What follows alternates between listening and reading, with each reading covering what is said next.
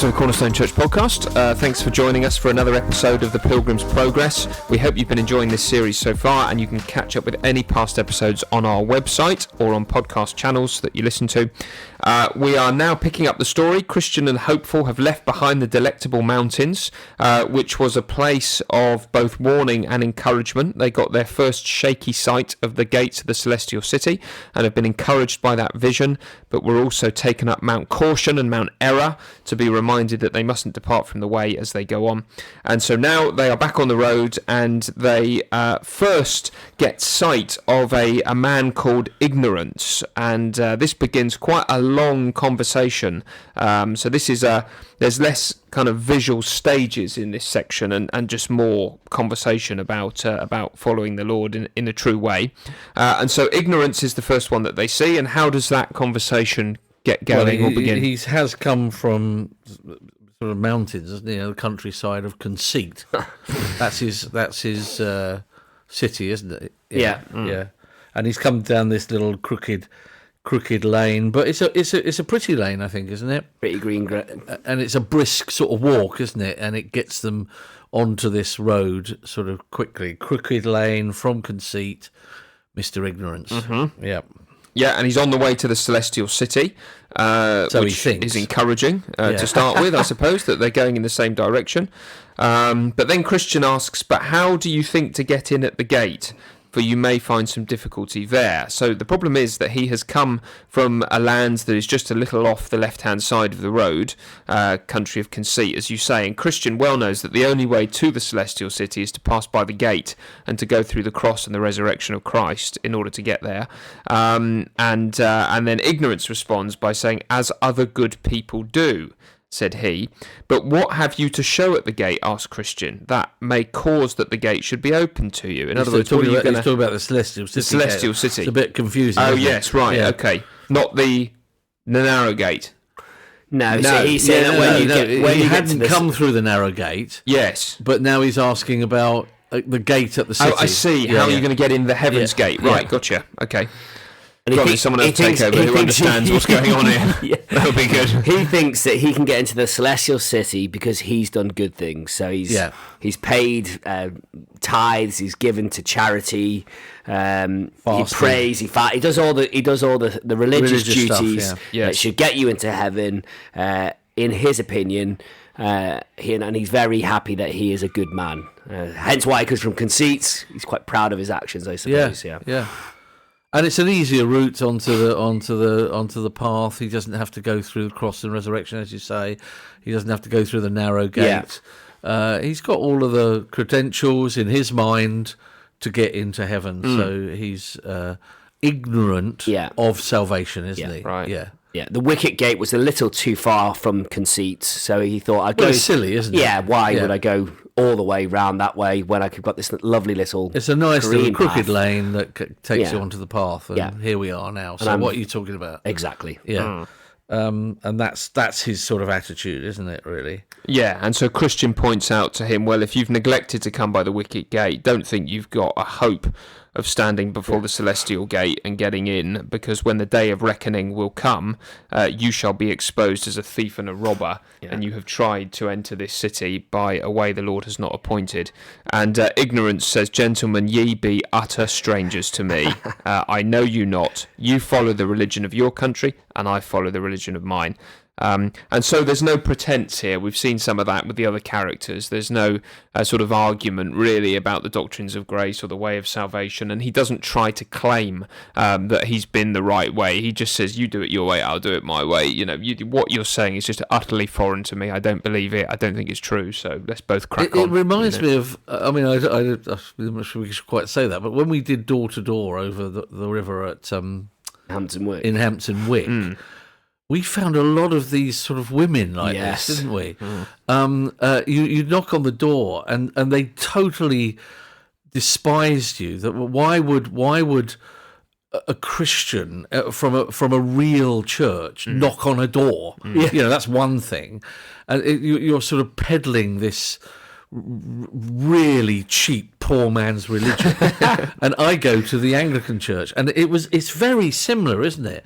There's no attempt to listen. There's no thought that they're wrong. I go to the parish church, and that's enough, sort of thing, isn't it? And they're, it's quite amazing, really, isn't it?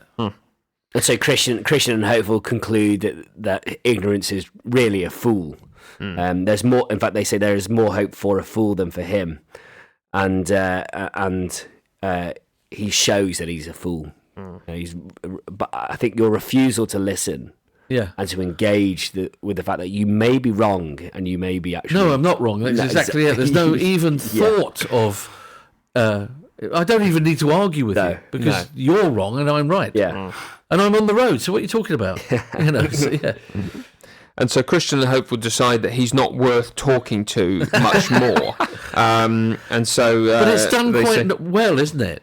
Yes, it's not just they do want for him, don't they? They do want him saved, but they realise that you can't.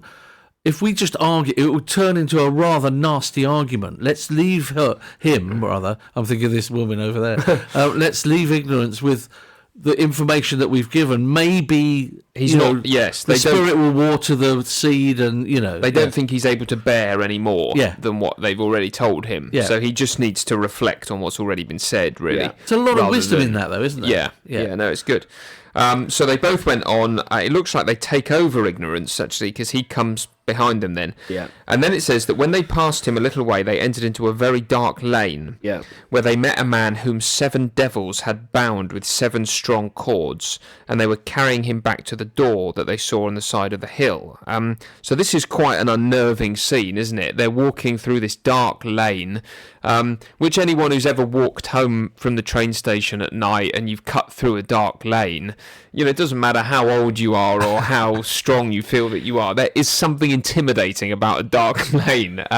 Most of us would really, would much rather go and get our wives from the station than let them walk through the dark lanes, because it's just a traditionally bit of a spooky place where all kinds of nasty things can happen, and nasty things are happening. So they see this man who's being bound up with 7 cords by 7 devils and being dragged essentially back into hell, and good Christian began to tremble, and so did Hopeful, and then they wonder who this person is, don't they? And although Christian can't see him, he wonders if it's a man called Turnaway who dwelt in the town of apostasy. And so here is a man, we think, who has been on the road, maybe, or appeared to be on the road, but for whatever reason has given up and has turned back and is an apostate. He's forsaken the gospel. Yeah. And then that's confirmed when on his back, Christian and Hopeful see a label which says "wanton professor" and damnable apostate. So he was right in his guessing about this person. That's who it is. And so that scene sort of ends rather quickly, but that's what they see. But it says that we've met 2 characters so far, haven't we? Yeah. So we've got Ignorance, who has faith, but it's totally in himself and the good things that he does. Then we have Turnaway, or this apostate person who looked like he had faith in the gospel, but completely turned his back on it and left. We didn't have faith at all in the gospel, and that then leads Christian to think about another character. Little faith, I think this is absolutely brilliant, because he we'll talk about Little Faith, obviously, but I think he's just showing the clear differences here. One conceited, religious person, not prepared to think anything through, absolutely right. You're wrong, and all of that sort of stuff. But then this wanton professor, this bloke who's professed in the past is, and now can't take it anymore. Is turned back, given up the faith, and is being dragged to hell. It's quite frightening. And then the sort of helpfulness of that, because what am I? Could I be this? Yeah. And then he leads us into a bloke who has little faith, but God will not let him go. And we'll see that as we go in. But it's a wonderful thing that Bunyan's doing here, isn't it? I can imagine him preaching this out in the woods, and picking on 3 types of people I want to talk about. Yeah. You wanton, you apostates that turn away. So you've got to remember, Bunyan was in prison. He was often allowed out by the prison. He jumped out the window very often from his prison on the bridge in Bedford. Would go out into the woods, and people would gather who were real believers. Yeah. But often there were spies there to get hold of him. Or to see who the Christians were, and that then turned people away, and they became apostates.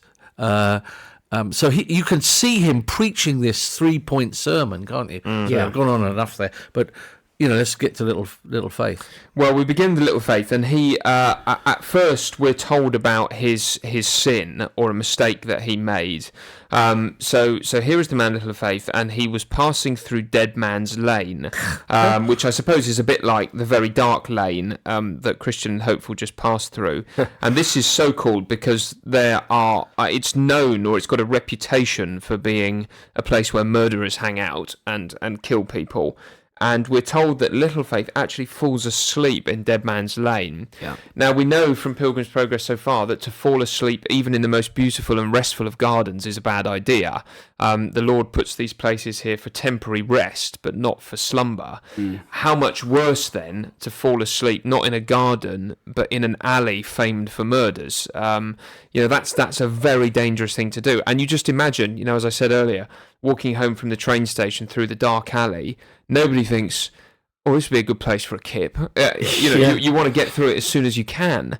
The lane down the end of the road from where we're speaking is called Cutthroat Alley. It originally was the one that goes under the railway bridge, Cutthroat Alley. I wouldn't want to sleep in a place called Cutthroat Alley. No. But sorry, you just missed something which I think is quite important, because there's a broad gate to this little lane. It's quite interesting, isn't it? So it's easy to go into this lane and then suddenly you're in it. Yes. So that there's something there, Bunyan again is saying, isn't it?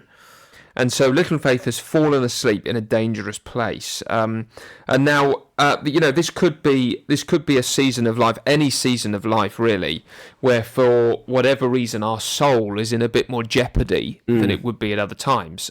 So it could be if a season of suffering comes upon us, or on someone we love. There's a danger there that we might begin to lose our confidence and wonder what's going on. Or it might be that we've got personal sin that we used to really be conscious of and want to fight, but in recent times it's become more acceptable and we're beginning to allow it to take root in our lives. That's a very dangerous alley to walk through. There could be all kinds of things, couldn't there? But it's a place of... You were going to jump in, were you, Rory? Something? Well, I was just saying, it could be, a point of where you've got too comfortable in this world. Yeah. And that might be something similar with comfortable with your sin, but that has allowed for sin to creep in, or allowed for you to trust in other things, or allowed you to have things on other things rather than the gospel.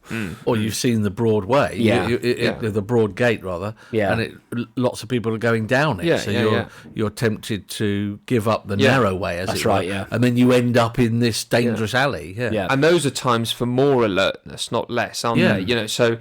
To give an illustration, if somebody's, in an unhappy marriage, for instance, and, they're beginning to wonder or to daydream about what life might be like with somebody else, and then they get to work and there's a brand new employee who seems to take a shine to you, and, she or he is attractive, and you're entering into a dark alley there, and that is not the time for slothfulness. That is the time to think, crap, what is I'm daydreaming about, I better run through this and not fall asleep, absolutely. So anyway, that's where he's at, right? And then what happens is there are these three sturdy rogues, brothers, faint heart, mistrust, and guilt, who look for any opportunity to do harm to people, it seems, and they espy little Faith where he was, and they gallop up to him with speed.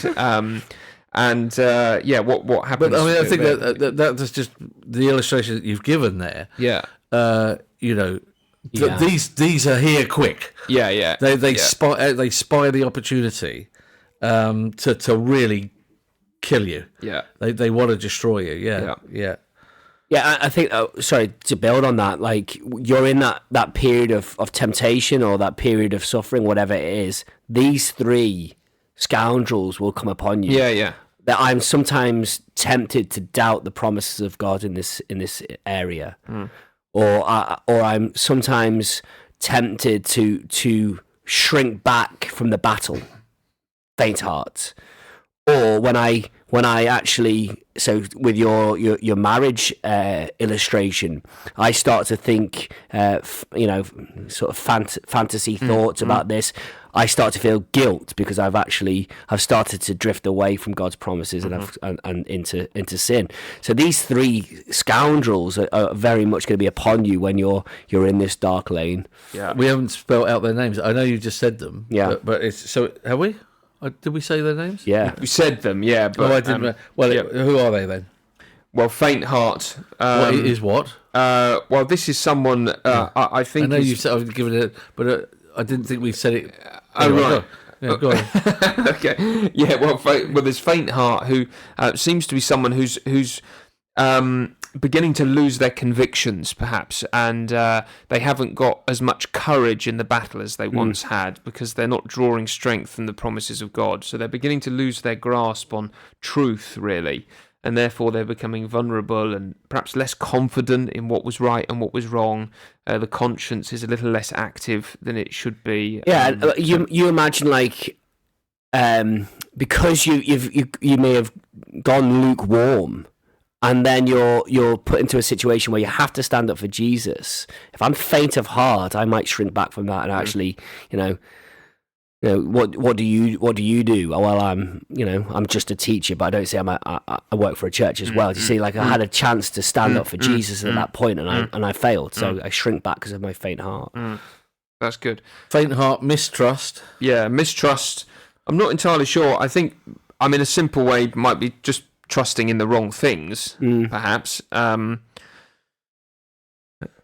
think it could be one of two things, actually. I think it could be that you put your trust in other things, money, for instance, when we look at faint heart. But it could also be that I start to doubt the promises of God that He is good.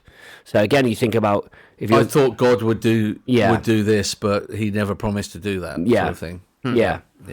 So why didn't He help me here? Yeah, or life is going to be easy. So I if I'm with God, I'll have an easy life. Yeah. But actually, now I'm being threatened to be beaten up by these thugs. I'm suffering here. So why isn't God helping me in this situation? So I think that could be your mistrust there. Yeah, and guilt.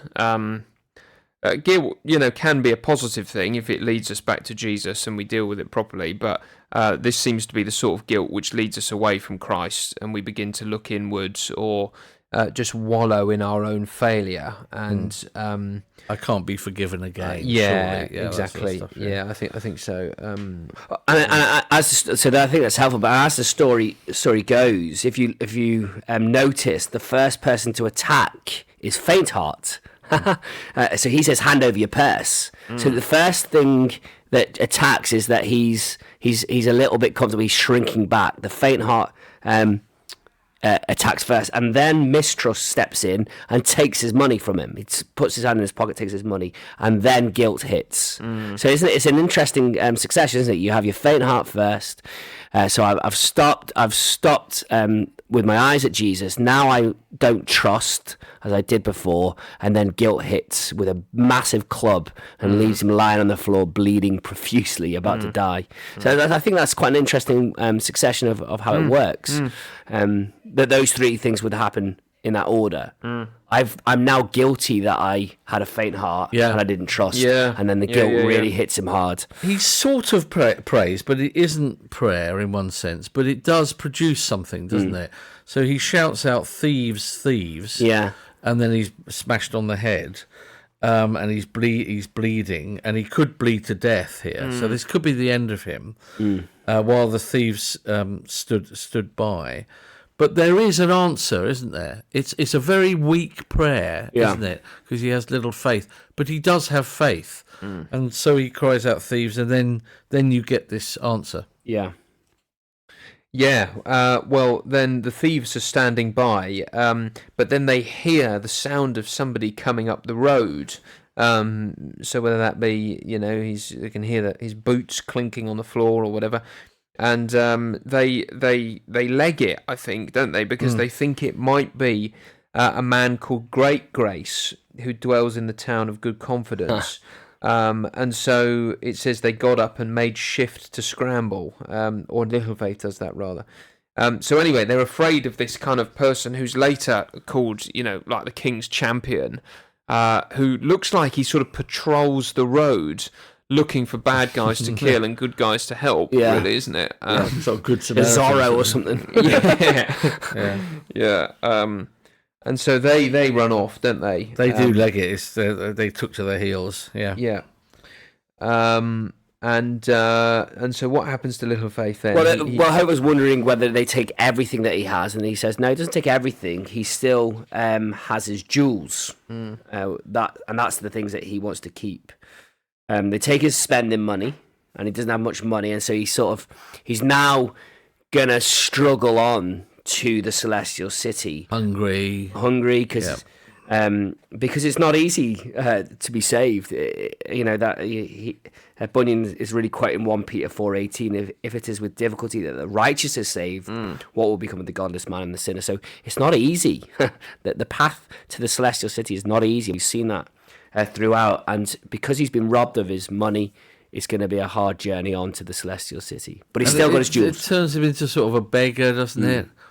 Rather than a son of the king. There's definitely something missing here, isn't it? But he's going to hobble on, and by the providences of God, he'll get there because he hasn't lost his scroll, and he hasn't lost these jewels, whatever they are. I guess promises of God to keep him, and the providences of God that will keep him.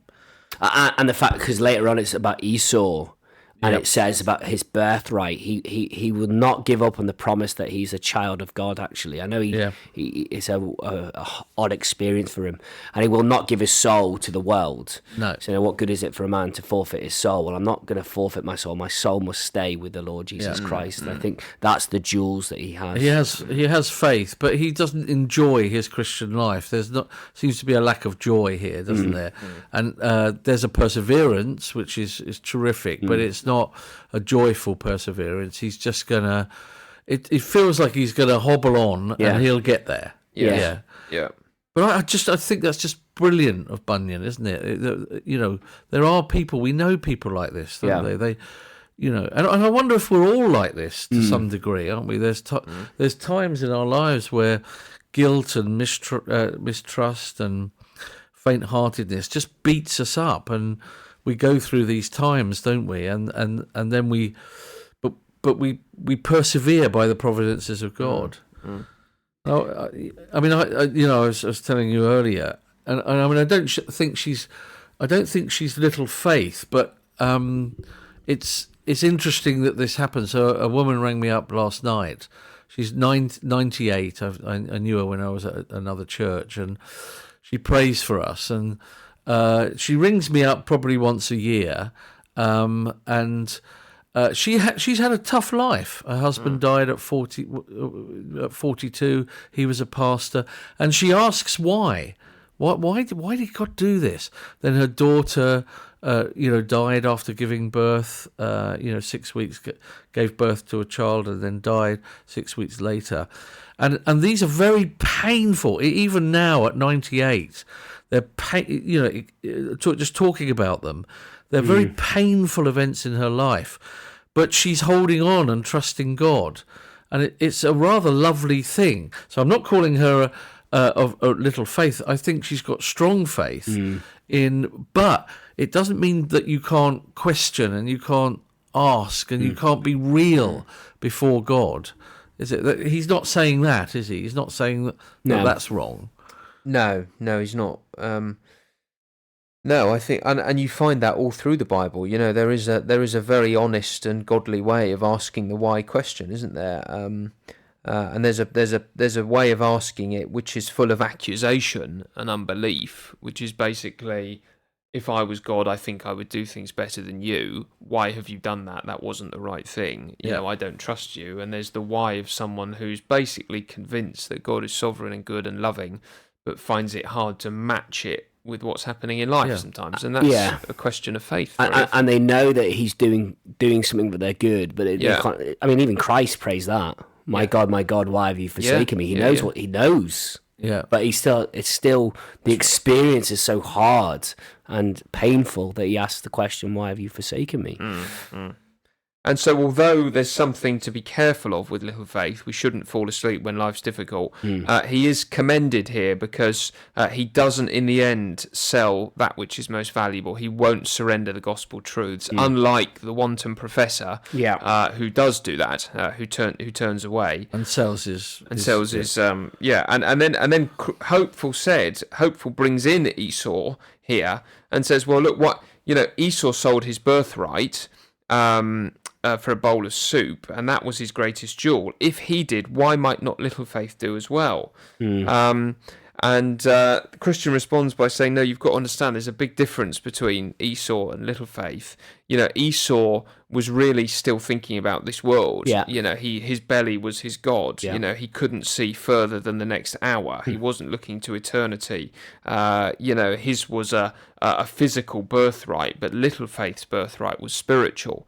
And he was looking forward to eternity, and he was thinking of the world to come, and his God was the true God. So these are not the same things, and so again, little faith is being kind of held out here as, even though his whole life has collapsed, he won't say Jesus is not Lord anymore, And Hopeful seems to think, well, if he'd pawned his jewels, he would have had an easier time in this life. Which is probably true, isn't it? He could have just said, "Oh, look, this is too hard. I'll give up this. Where's Vanity Fair? That looked better." And he could have enjoyed life a bit more, but he's not gonna forsake that. And in the end, that choice will be vindicated, and he'll be rewarded for it.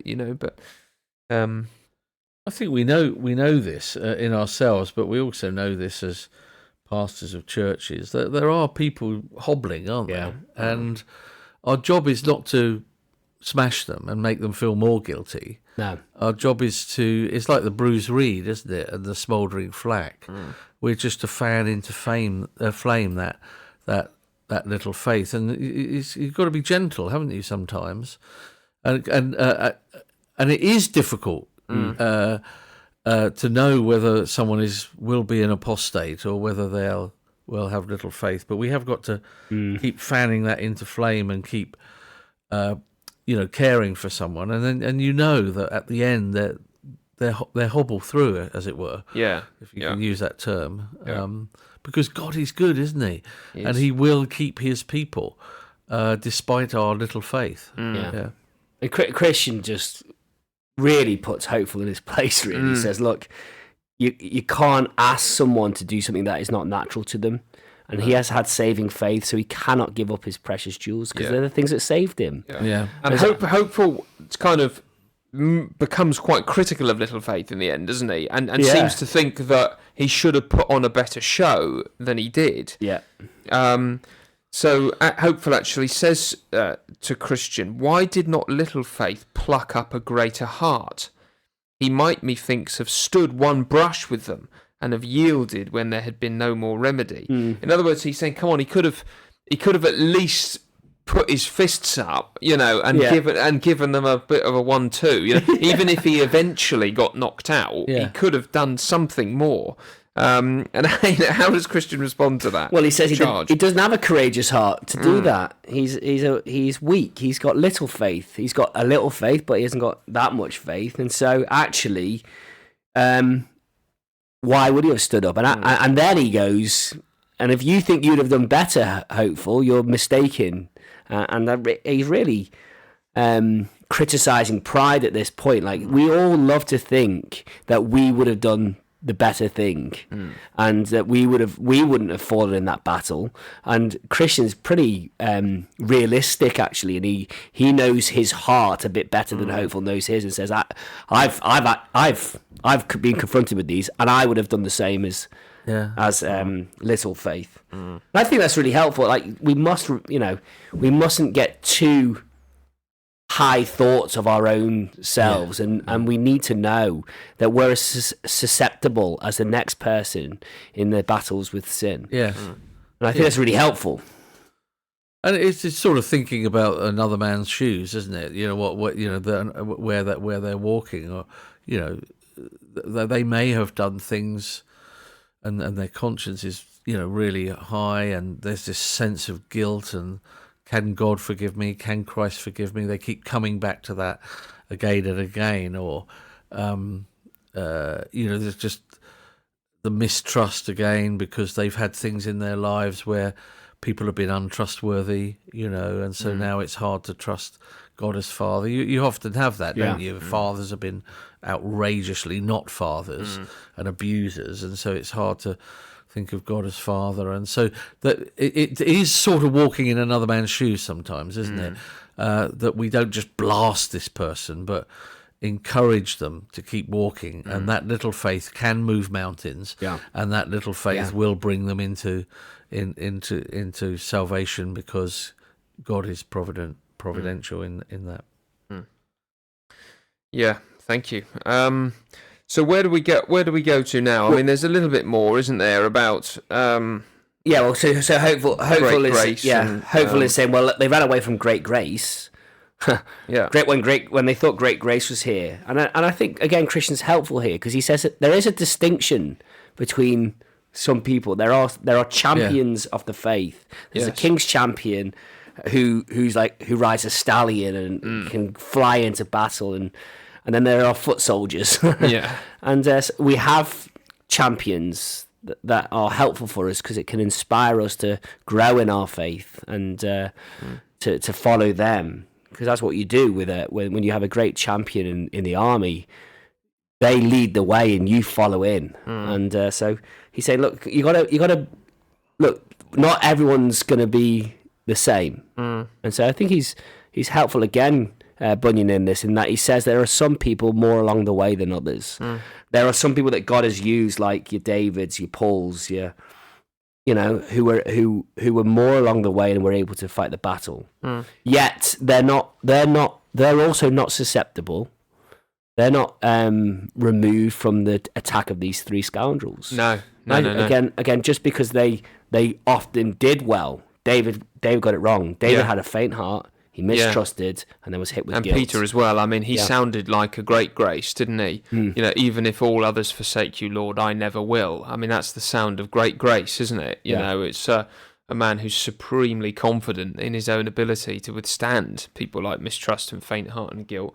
But even he is an example to us in the scriptures of be careful. You think you stand, but you may be about to fall. And so basically everybody is vulnerable on the road, and we all need Christ, and we need to trust in the promises of God. And what makes a champion is that he thinks he's weak, and that he trusts Christ. That's what makes him a champion, because he's aware of how vulnerable he is, and he trusts the real champion. Exactly. Yeah. And so there's this lovely line here. I hope I got it right, where he says that. Look, in this battle, the king is at their whistle. So I assume that means you can call the king. Call the king, and that's probably what Little Faith should have done. Call the king. Although he's there, but call the king, and then he's always hearing, and he's got the sword and the arrows and everything to deal with the enemy. And the habergeon. Yes. What's that, Rory? It's a javelin. No, it's not. Isn't it? No. Dart? I've just looked it up. Is it a dart or is it a habergeon? Is it some kind of like sort of blunt hammer instrument, axe thing? No. Okay, spear, dart, or javelin? No. I've just looked it up. What is it? No, I'm not going to tell you. It's spelled Habergeon. Look it up. Okay. Okay. Or write in. Right in, yeah. Right in. So they conclude with these 2 lessons, don't they? The first is this: Christian and hopeful say to each other, well, if there's one thing we've learned here, we must be sure to take the shield of faith with us. In other words, we have to wear the full armour of God. This is a dangerous road. We need protection. And secondly, it's good that we desire the King to be with us always. When we, which is what you're saying about the whistling, we mustn't go one step without God. We need God, and those are the lessons that they draw from these people. So plenty there to be thinking through. I hope that was helpful for you. As ever, you can catch up with the back episodes and with any other sermons on cornerstonechurchkingston.org, our website. But until next time, keep wearing the armour, keep walking with the Lord. And the Habagion be with you.